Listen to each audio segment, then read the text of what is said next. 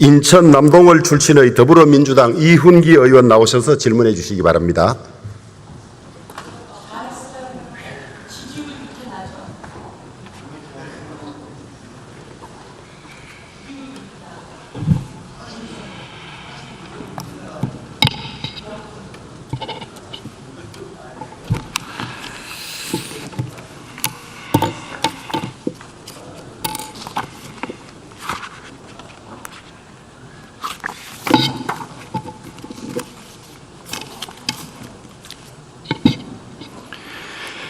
존경하는 국민 여러분, 사랑하는 인천 남동을 주민 여러분, 주호영 국회 부의장님과 선배 동료 의원 여러분, 국회 과학기술정보방송통신위원회 더불어민주당 이훈기 의원입니다.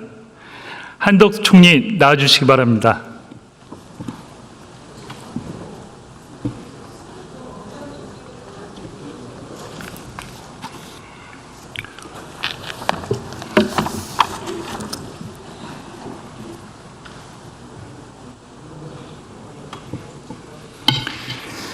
총리님, 저 장면 기억나십니까? 네, 기억납니다. 2년 전 대정부 질문에서 형제복전 사건에 대해 사과한다고 하셨는데 사과하셨나요? 지금 사안별로 이행계획을 수립하는 그런 과정에 있습니다. 조속히 후속 절차를 이행해 나가도록 하겠습니다. 벌써 2년이 지났습니다. 어제도 형제복지원 피해자 한 분이 돌아가셨습니다. 이 사건은 윤석열 정권에서 진실을 규명한 대표적인 국가폭력 사건입니다. 성감학원 인권 침해 사건과 대표적인 국가폭력 사건입니다. 그런데 이 사건조차 진정한 사과, 반성이 없으니까 정권이 친일로 가고 역사 왜곡이 버젓이 자행되는 거 아닙니까? 네, 조속히 추진되도록 그렇게 노력을 하겠습니다. 아니, 그렇게 성의 없는 답변이 어디 있습니까? 지금 관계부처에서요, 그렇게 검토를 하고 있습니다. 그저께 위안부 피해자 할머니 한 분도 별세하셨습니다. 윤석열 대통령의 친일 역사 왜곡에 편히 눈을 감지 못하셨을 겁니다. 광복절인 지난 8월 15일 국민은 공영방송 KBS를 보고 경악했습니다. 8월 15일 0시 KBS의 첫 프로그램은 기모노 입고 기미가요가 나오는 나비 부인이었습니다. 총리, 광복절에 일본의 국가인 기미가요가 말이 됩니까? 건국절이라서 상관없다는 겁니까? 말씀하시죠. 네, 부적절했다고 생각합니다. 광복절 당일 KBS 아침 뉴스에서는 좌우가 뒤바뀐 태극기가 나갔습니다. 메인 뉴스인 9시 뉴스는 광복절 의미를 애써 축소하고 박정희 독재 정권을 미화하는 뉴스로 도배했습니다. 그리고 광복절 날 밤 다큐라고 부르기도 민망한 이승만 미화 다큐를 방송했습니다. 이게 전부 광복절인 8월 15일 날 하루 동안 공영방송 KBS에서 일어난 일입니다. 친일 독재 정권의 역사 쿠데타와 방송 장악 쿠데타의 합작품이 바로 KBS 광복절 사태입니다. 공영방송이 정권에 장악당하면 어떻게 되는지 국민들은 광복절날 KBS에서 똑똑히 지켜봤습니다. 총리, 한국방송 KBS가 일본 방송 JBS입니까? 말씀하시죠. 일본 방송 JBS가 아니라 NHK냐고 물으셔야 되지 않을까요? 그렇다고 생각하지 않습니다.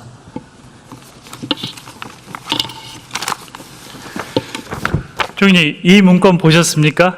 어떤 문건인가요? 일명 KBS 장악 문건이라 불리는 대비 문서입니다.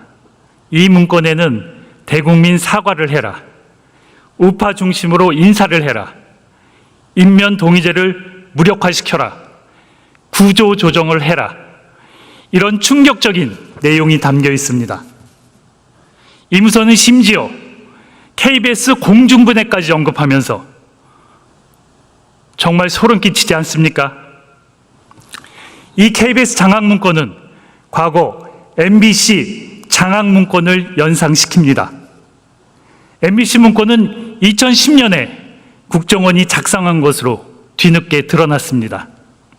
더 경악스러운 것은 지난해 윤석열 대통령이 임명한 박민 사장이 취임하고 실제로 이 문서대로 실행되고 있다는 것입니다. 박민 사장은 최근 국회 결삼심사에 출석해 이 문서가 자신의 경영 계획서와 일치한다고 실토했습니다. 정권에 의해 졸속으로 민영화된 YTN에서도 KBS와 똑같은 일이 그대로 벌어지고 있습니다. 일종의 방송 장악 매뉴얼이 있는 것이 아닌지 강력한 의심이 듭니다. 총리, KBS와 YTN에 대한 정권 차원의 방송 장악 매뉴얼 어디서 만들었습니까? 저는 우선 우리 의원님께서 말씀하시는 그 문서, 그거를 제가 본 적이 없습니다. 그렇기 때문에 그 문서가 의원님 말씀하신 대로 KBS가 만들어가지고 이행을 하고 있느냐 하는 것에 대해서 제가 동의를 해드릴 수가 없다 하는 말씀을 드리고 싶고요. 그리고 그러한 모든 문제들의 기초에는 우리가 방송의 공정성을 중요시 여겨야 된다라는 것이 기초를 해야 된다 이렇게 생각합니다. 많은 사람들이 경우에 따라서 시기에 따라서 특정 방송이 너무나 편파적이다 이런 생각들을 많이 가졌었습니다. 예를 들면 일부가 그랬기 때문에 예를 들면 KBS의 시청료 거부 운동 같은 것도 저는 일어난 거 아닌가 이렇게 생각합니다. 그렇기 때문에 이 문제를 제가 지금 의원님 말씀하신 대로 그것이 거기서 만든 것이고 이행하는 거니까 정부로 봐서 무슨 기본적인 원칙이 있다. 그렇게 제가 말씀드리기는 어렵겠고요. 그러나 중요한 거는 공영방송은 정말 항상 중립적이어야 된다. 공정해야 된다. 그렇게 안 하면 정말 우리 국가에 엄청난 해를 끼친다. 이렇게 생각합니다. 명백한 문건과 행위가 있습니다. 부정하지 마십시오. 국민은 윤석열 대통령에 의해 국민이 주인인 공영방송을 정권이 초법적으로 장악한 방송 장악 쿠데타가 일어나고 있다고 생각하고 있습니다. 방송 장악 쿠데타는 윤석열 대통령이 시작했습니다. 윤 대통령은 지난해 5월 30일 한상혁 방송통신위원장을 면직했습니다. 이어 김효재, 이동관, 김홍일, 이진숙 등 4명의 방송통신위원장은 방송 장악의 하수인 역할을 충실히 했습니다. 짧게는 3일에서 3개월, 6개월까지 원포인트로 방송 장악 미션을 수행했습니다. 총리님, 김효재, 이동관, 김홍일, 이진숙 이 4명의 방통위원장이 방송 장악을 위해서 어떤 일을 했는지 아십니까? 죄송합니다. 방송통신위원회는 업무상 총리실로부터는 독립해 있습니다. 총리는 그 일에 관여하지 않습니다. 제가 말씀드리겠습니다. 김효재 위원장 직무대행은 KBS 이사장 해임 등 KBS 장악, 이동관 위원장은 YTN 민영화 추진과 방송통신심의위원회 장악, 김홍일 위원장은 YTN 민영화 승인, 이진숙 위원장은 MBC 장악을 위한 공영방송 이사 선임을 불법적으로 강행했습니다. 임기 3년의 장관급인 방송통신위원장은 방송의 자유와 독립을 보장하고 방송의 공적 책임을 높여 시청자 권익 보호와 민주적 여론 형성을 도모해야 할 막중한 책무가 있습니다. 하지만 윤석열 정권에서 방송통신위원장은 방송장악 미션 수행을 위해 마치 소모품처럼 쓰여졌습니다. KBS, YTN, TBS는 정권에 완전히 장악당했고 방송통신위원회는 방송통제기구로, 방송통신심의위원회는 방송검열기구로 전락했습니다. 총리, 이렇게 장악당한 방송에서 무슨 일이 일어나고 있는지 아십니까? 저는 의원님께서 우선 지금 그 방송통신위원회 그 행정의 영역에서 일어나고 있는 일에 대해서 말씀하신 것을 제가 매일매일의 그런 방송통신위원회의 업무에 관여하고 있지 않기 때문에 제가 좀 동의해 드리기가 어렵습니다. 그러나 우리가 하나의 그 국정의 일환으로서 공영방송은 과거와 같이 그렇게 편파적이고 많은 국민들이 저항을 할 정도로 그런 비정상적인 상태를 반드시 벗어나야 된다. 저는 그렇게 원칙적으로 생각합니다. 대표적으로 김건희 여사에 대한 보도가 사라지고 축소됐습니다. KBS가 지난 2월 방송한 대통령과의 대담에서 진행자는 김건희 여사의 명품백 수수 의혹을 언급하면서 파우치, 외국 회사의 조그만 백이라고 애써 의미를 축소했습니다. YTN은 한 발 더 나아가 김건희 여사가 명품백을 수수하는 영상을 뉴스에 사용하지 말라고 보도 통제까지 했습니다.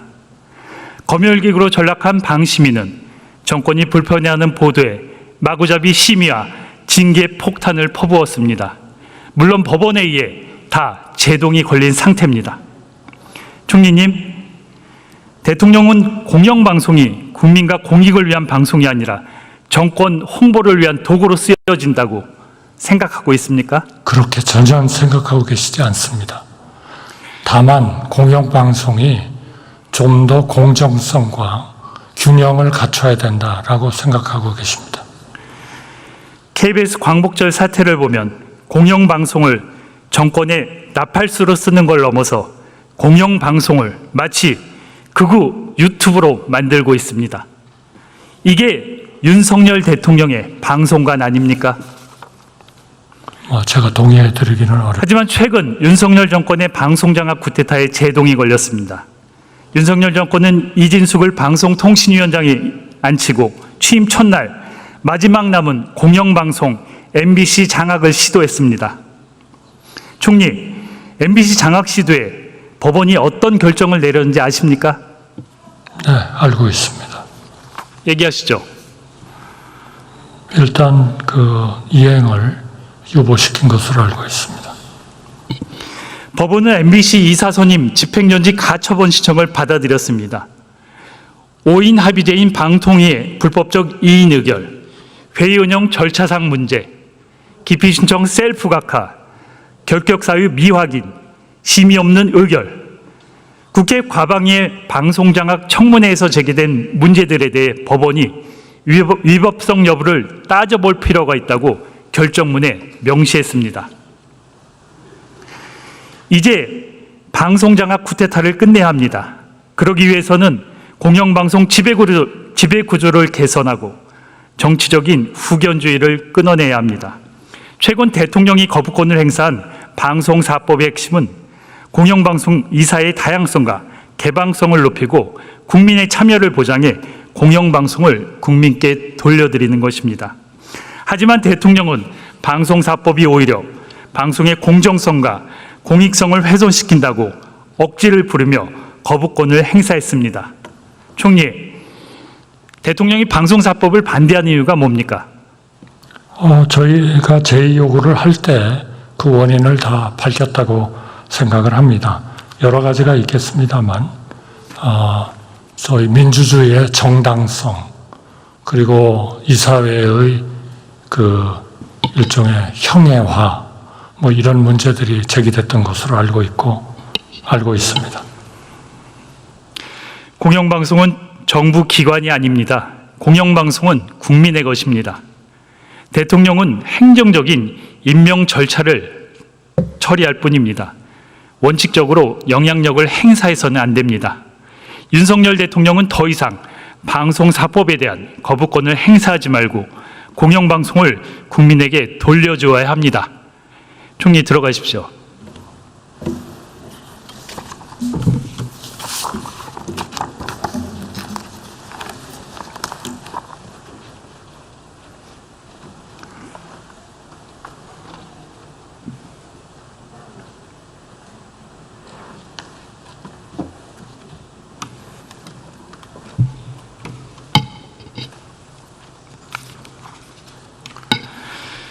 저는 금요일마다 지역구를 돌며 주민들의 목소리를 듣는 동네 한바퀴를 임기 시작부터 매주 이어가고 있습니다. 제가 확인한 민심은 폭발 직전입니다. 민생은 파탄나고 역사는 왜곡되고 방송은 장악당하고 윤석열 정권 하에서는 더 이상 내 삶을, 내 가정을, 내 일터를 지킬 수 없고 이러다 나라가 망할 수 있다는 두려움이 커지고 있다고 말씀하십니다. 언론이 정권에 장악당해 본연의 역할인 감시와 비판을 못하면 나라가 위태롭고 국민이 불행해집니다. 지금 윤석열 정권에 장악당한 언론들은 민생과 서민들의 심정을 제대로 대변하고 있습니까? 윤석열 대통령은 정신 차려야 합니다. 윤석열 대통령과 정부는 즉시 방송 장악을 멈추고 역사 왜곡을 멈추고 민생을 살리라는 국민의 목소리에 귀를 기울여야 합니다. 지금 당장 국정 기조를 바꾸지 않는다면 국민이 먼저 들고 일어설 것입니다. 이것이 민심입니다. 경청해 주셔서 고맙습니다.